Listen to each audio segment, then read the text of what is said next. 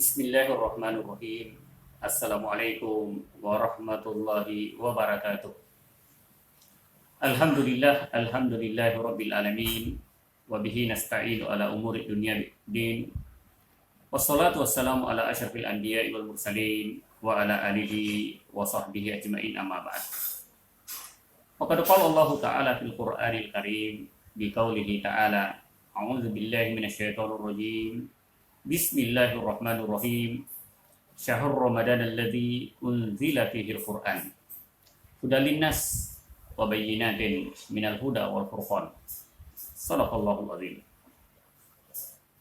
Pada kesempatan ini izinkan saya melanjutkan kajian seputar ayat yang berbunyi Syahrul Ramadan alladzi unzila fihi al-Qur'an hudal linnas wa bayyinatin minal huda wal furqan.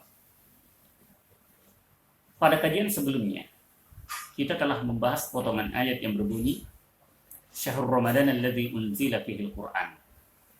Pada bulan suci Ramadan, Allah Subhanahu wa taala menurunkan Al-Qur'an. Maka timbul pertanyaan, apa tujuan Al-Qur'an diturunkan? Apa maksud Allah Subhanahu wa taala menurunkan Al-Qur'an? Dalam ayat ini ada dua hal yang ingin dijelaskan bahwa tujuan daripada Al-Quran diturunkan. Yang pertama, hudal linnas. Yang kedua, wabayyinatin minal huda wal furqan. Yang pertama, hudal linnas, sebagai petunjuk kepada umat manusia. Sebagai petunjuk kepada umat manusia, maka ini merupakan satu pedoman yang paling tinggi, satu undang-undang yang harus dipegang oleh manusia, satu undang-undang yang harus diikuti oleh manusia bagaimanapun bentuknya hukum itu. Maka Al-Quran sebagai undang-undang yang tertinggi atau pedoman hidup yang tertinggi. Olehnya itu dikatakan hudan linnas. Kita dapat memaklumi bahwa Al-Quran ini mencakup beberapa hal. Tadi dikatakan bahwa sebagai petunjuk. Al-Quran mencakup tentang akidah.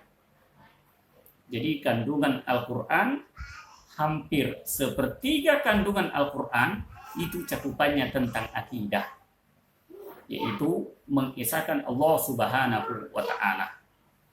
Nah, kalau berbicara dengan akidah, kita kaitkan dengan rukun iman. Kita kaitkan dengan rukun iman, percaya kepada Allah Subhanahu wa ta'ala, percaya kepada Al-Quran, percaya kepada malaikatnya dan seterusnya. Lalu mengaitkan dengan rukun Islam. Rukun yang pertama adalah syahadat.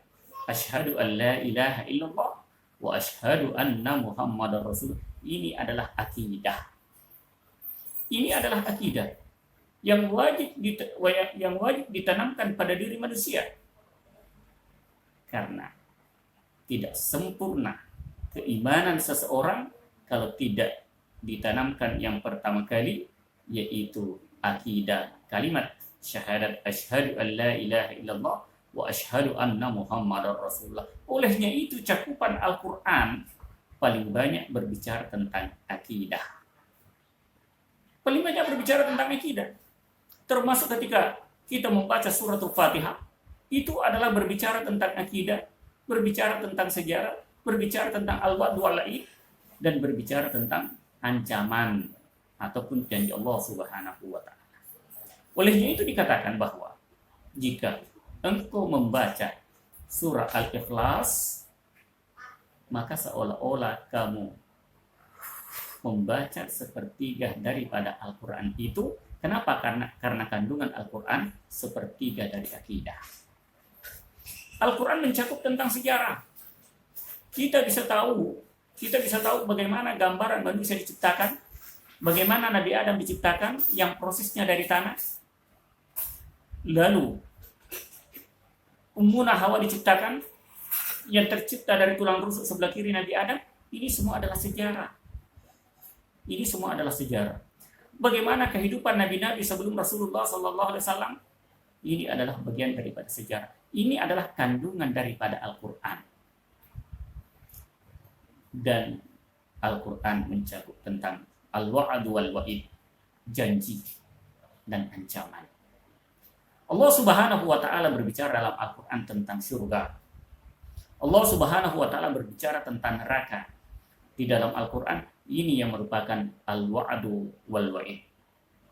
Maka termasuk Allah Subhanahu wa taala tujuan menurunkan Al-Qur'an sebagai hudan linnas. Lalu yang kedua, wa bayyinatin minal huda wal furqan, yaitu pemisah, pembeda mana yang hak dan mana yang batil, mana yang betul dan mana yang salah. Inilah yang dimaksud wa bayyinatin minal huda wal furqan, pemisah antara yang hak dan yang batil.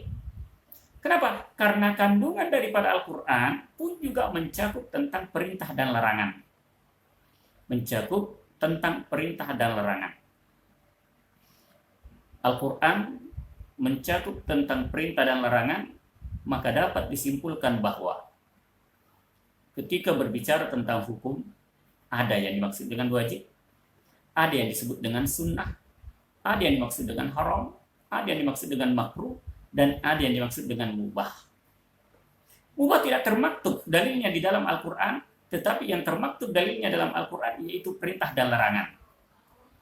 Ketika Allah Subhanahu wa ta'ala berfirman dalam Al-Quran, aqimus sholata, dirikan sholat, ini merupakan perintah. Perintah terkadang mengandung kewajiban.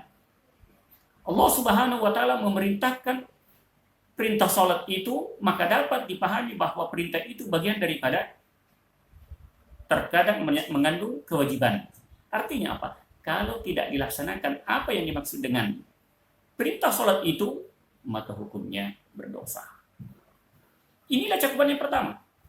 Terkadang perintah yang ada dalam Al-Quran itu mengandung sunnah. Ketika Allah Subhanahu wa ta'ala mengatakan fankihu ma taba lakum minan nisa'i matsna wa thulatha wa ruba', yang berhubungan tentang poligami, Allah Subhanahu wa ta'ala memerintahkan untuk menikahi 2, 3, dan 4. Apakah ini wajib? Ulama menetapkan bahwa hukumnya sunnah, artinya dilakukan mendapatkan pahala, ditinggalkan tidak apa-apa. Itulah yang dimaksud dengan sunnah. Lalu kandungan yang kedua tentang larangan. Larangan terkadang mengandung haram dan mengandung makruh. Ketika Allah Subhanahu wa ta'ala melarang seseorang untuk melakukan perbuatan zina, Allah Subhanahu wa ta'ala berfirman, wala taqrabuz zina. Jangan mendekati zina atau jangan melakukan zina. Ini merupakan larangan Allah Subhanahu wa ta'ala yang ada dalam Al-Qur'an.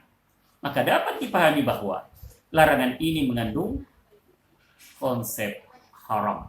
Itulah ketetapan ulama. Ketika kita berbicara tentang hukum dalam Islam, ada yang dimaksud dengan wajib, ada yang dimaksud dengan sunnah, ada yang dimaksud dengan haram, ada yang dimaksud dengan makruh, dan ada yang dimaksud dengan mubah. Yaitu inilah ketetapan para ulama bagaimana memahami kandungan-kandungan Al-Quran sehingga kita bisa menarik bahwa Al-Quran bertujuan sebagai petunjuk.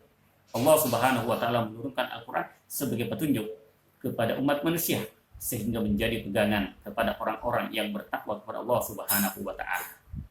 Demikian juga Al-Quran diturunkan wa bayyinatin minal huda wal furqan, pemisah atau yang menjelaskan antara hak yang batil, pemisah atau yang menjelaskan antara perintah dan larangan.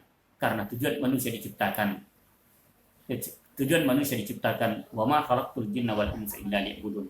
Tidaklah saya menciptakan jin dan manusia kecuali untuk menyembah kepada Allah Subhanahu wa ta'ala. Maka dengan adanya akal dan Al-Quran, inilah fungsi manusia diciptakan oleh Allah Subhanahu wa ta'ala, yaitu untuk menyembah kepada Allah Subhanahu wa ta'ala.